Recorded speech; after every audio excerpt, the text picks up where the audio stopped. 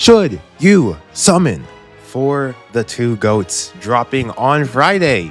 Green Megumi and Blue Nobara looking absolutely insane. It is so good to cover units that don't have a dumb SP system that adds like 10 extra minutes into my video.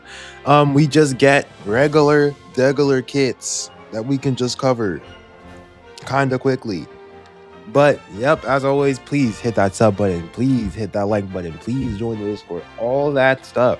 Thank you so much for the support. We recently just crossed over 600 in a really quick time, in about a month. So like, thank you guys so much. Y'all been extremely supportive. But now I'm gonna roll this intro, hop into the video, and we can get to the important stuff.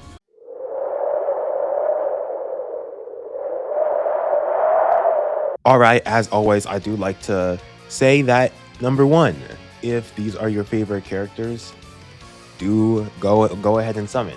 If you do not have Blue Yuta, go ahead and summon on Blue Nobara. I think that about does it. Because Green Megumi is very interesting case, and then Blue Nobara is literally just Blue Yuta or nah. But that's literally all I have to say. So that if you're falling under one of these scenarios, then go ahead and summon on one of these two. Now we can go ahead and move into kits, and we can probably do this fairly quicker because we don't have to cover the SP system. Number one, Megumi skill 1.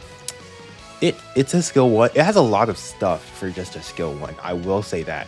He does give himself 200% break damage, and it's not that useful though. He increases the selected enemy's break damage received by 20% for 3 turns. That is a pretty useful ability.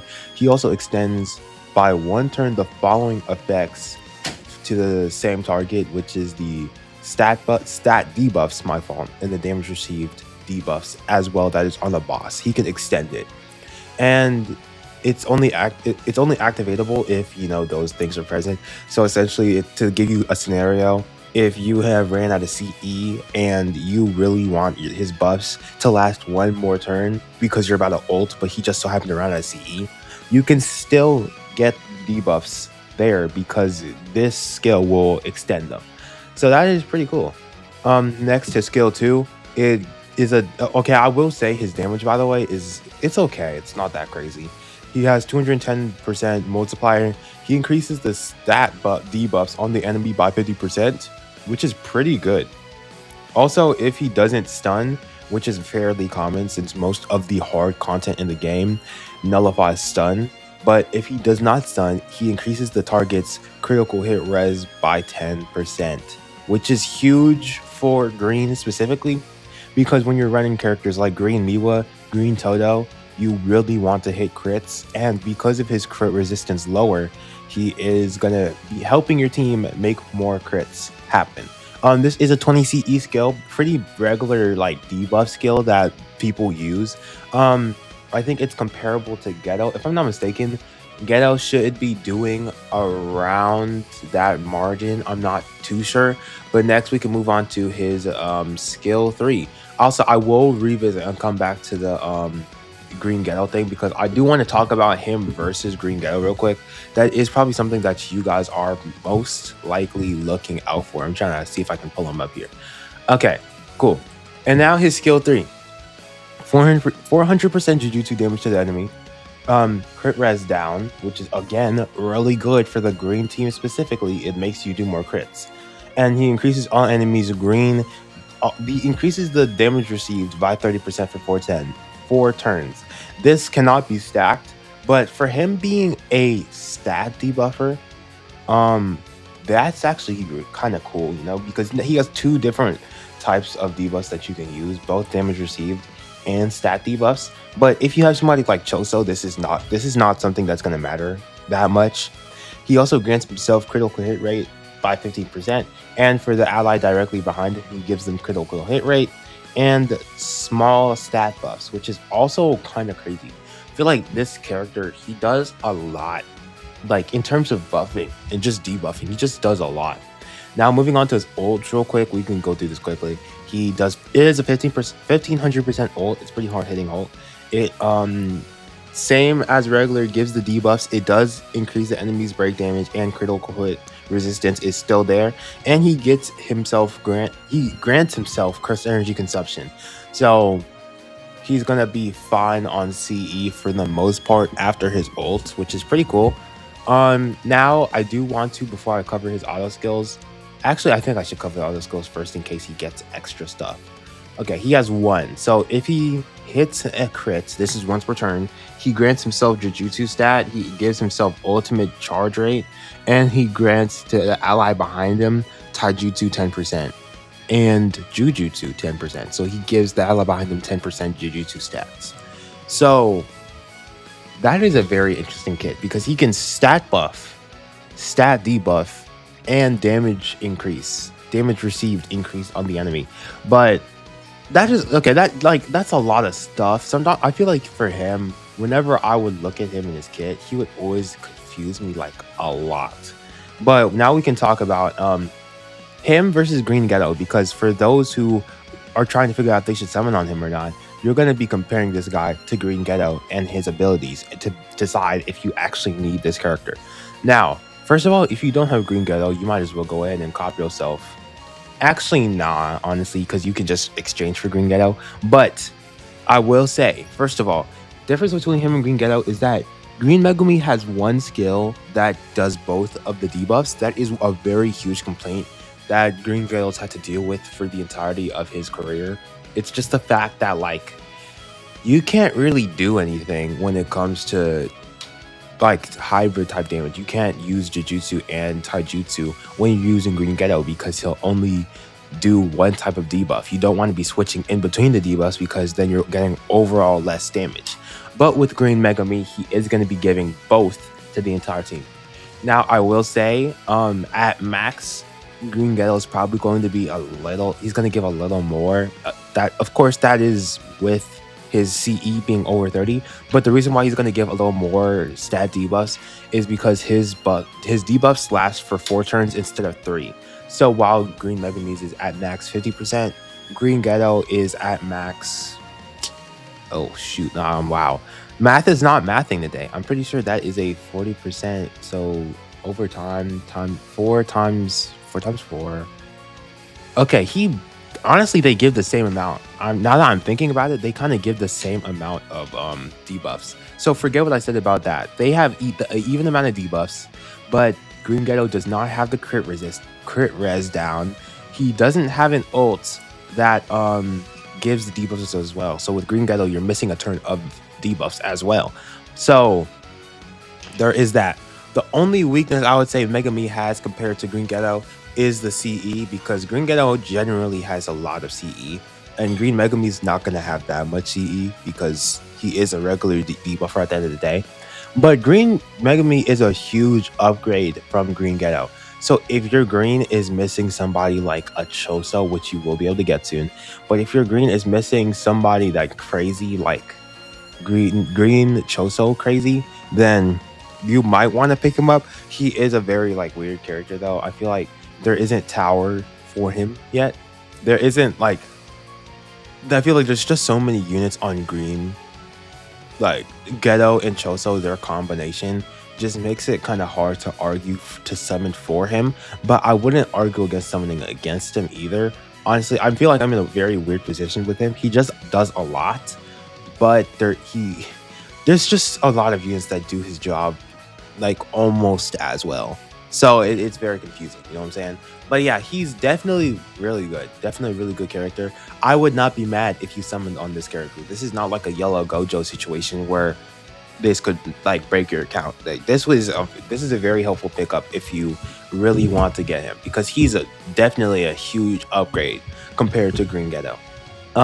Now moving on from Green Megumi, you do what you will with the information I just said. I personally will not be summoning on him because I need DPS in my green. I don't really need another debuffer, you know what I'm saying? So I desperately need DPS. Anyway, Blue Nobara. We do have to talk about her as well. She is fantastic, right? She is the definition of just DPS onslaught. Like the numbers she can hit consistently AoE as well is mind-blowing. She's crazy. The only thing about her is that there is another limited blue that exists that is Jujutsu. That makes it hard to argue to summon for her if you already have Blue Yuta. But that is the thing. He's a limited. Unlike somebody like Yellow Shoko, where you could pick her up in the next 2 months, Blue Yuta is a character that not a lot of people are probably gonna. I mean, actually, a lot of people probably do have him because of the dice event. But most people, new players anyway, will not have Blue Yuta, and because he's limited, why not go for Blue Nobara? So again, if you don't have Blue Yuta, go ahead and get yourself Blue Nobara. She looks like a extremely fun character. If I wasn't so serious about the game as I was now, I would probably go for her because she just looks like a fun character. But let's cover her kit now. Her skill 1 is 300% Jujutsu, which is actually kind of high for a skill 1. And she inflicts nail count. If it's 1 enemy, it's 3. If it's 3 or more, it's 1. And she increases the target's Jujutsu damage received by 5% for 6 turns. That's barely anything, but it's something. And she raises her own evasion chance by 20%.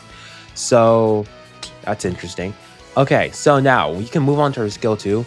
And it can only be used when tropical juice is 1 or more. I'm assuming that's going to have to deal with her auto skills, which she has a lot of. But when tropical juice is 1 or more, she can give herself 20 CE back and give herself 100% damage dealt up. It's special. It's for 7 turns and it cannot be stacked. 7 turns is a lot of time. And she gets rid of her own tropical juice count. Now, this is one thing that I do want to point out in comparison to somebody like Blue Yuji, right? Summer Blue Yuji lacked personal lacked personal buffs, right? He was extremely dependent on the team, and the only way that he would not be as dependent on the team, him getting his own stat buffs, relied on him either being A3 or hitting Black Flashes, which you still kind of needed A3 for. But with Nobara, she has her own damage dealt up to 100%. It's not as good as Blue Yuta's stat buff to himself, but 100% damage dealt increase is still very good. Now, Nobara has a 300% multiplier also on her skill 3, the same as the skill 1, but we'll get to why this hits so much harder in a second. She inflicts nail count. It's 3 when it's 1 enemy, 1 when it's 3 enemies. Increases the same target's Jujutsu damage received by 30%, which is insane. It is removed after activation, and the effect increases based on the number of debuffs/stats. So there's a max of 52%. I am not exactly sure what this means. I haven't watched that much JP gameplay on her, but she also does 450% Jujutsu damage to the enemy soul attack. So she is using her skill 3, and if you know how she works in the anime, she uses that skill, and then there's actual like, when she hits the nail again, I forgot how it works low key, but there is a second attack, which is what they call the soul attack, right? So just the nails going into the enemy is the initial attack, which gives the Jujutsu damage received debuff on the enemy. So again, she's putting her own Jujutsu damage received debuffs on the enemies just for her, so that her soul attack, which does way more damage, not way more damage, but you know what I'm saying, a lot more damage, is gonna hit even harder. Also increases the enemy's blue Jujutsu damage received by 5%. It's kind of small, but it is for 6 turns. So if you're constantly spamming out that skill 3, that you're gonna see it at least a little bit. Stat debuffs are stat debuffs at the end of the day. Now, her ultimate, 400% Jujutsu damage to the enemy. That's when the nails are initially inflicted. A max of 52% Jujutsu damage received debuff on the enemy. And then a massive 800% Jujutsu damage to the enemy will hit after that, I guess, due to the soul attack, probably. And that damage is going to scale up to 90% of the base of that damage based off of her nail count. And then she removes nail counts. So you probably want to stack up as many nail counts as you can and then hit a jaw-dropping ult. Like, her damage is actually insane. And half of the reason why is not just because like the buffs around her, is because she provides herself with her own debuffs and buffs to make sure she's going to get the job done herself. Now, we can talk about her auto skills real quick. She does give herself 20 CE at the start of battle and gives herself tropical juice by up to three tropical juices. So you can use this 3 times in the battle. You can use it more later, but we'll get to that in a second. But if you're not doing anything else special, you can use that 3 times. So you can get your own CE back by 20 3 times in the battle, which is very needed because she does take 35 CE for her skill 3. And next thing to cover, she does have an evasion enhancement. So when she does dodge, she does give herself crit rate and gets a tropical juice back. You're most likely not going to hit this at all because the evasion chance is pretty low. But if you do hit it, it's huge because then you can go ahead and get yourself the CE, which is actually fantastic. Last thing, her debuff exploitation. She grants herself 40% Jujutsu stat buffs at max 100% with 15 stacks. And the effect increases based on the total number of debuffs status effects on all enemies at the start of the turn. Effects without a turn count or activation count are not included. The effect is overridden. I'm assuming what this means is because her skill 3 and skill 1 give that 5% damage received, that is the debuff that this auto skill is talking about, and how that's going to function is based off of how many of those you've inflicted. She's going to be sitting at max 100% Jujutsu stat buff.